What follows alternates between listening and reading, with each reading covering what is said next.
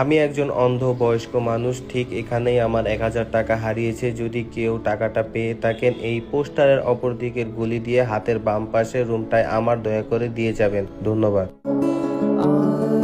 আহারে, লোকটির 1000 টাকা হারিয়ে গেছে। কত টাকা না কত জায়গায় ব্যয় করি, আমার কাছে 1000 টাকা আছে, দিয়ে দিই, হয়তো কোনো তার কাজে লাগবে।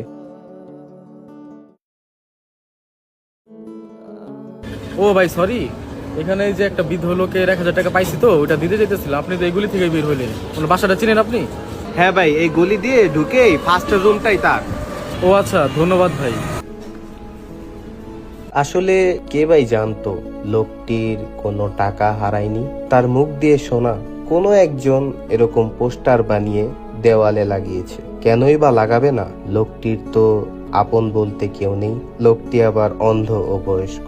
আসলে মানুষের অভাব টাকা না, অভাব হচ্ছে এমন মানুষের যারা না চেনেও অন্যের জন্য কিছু করতে চায়। বয়স্ক লোকটা আমার কাছে একটি আবদার করলেন, পোস্টারটা যেন আমি দেওয়াল থেকে ছিঁড়ে ফেলি।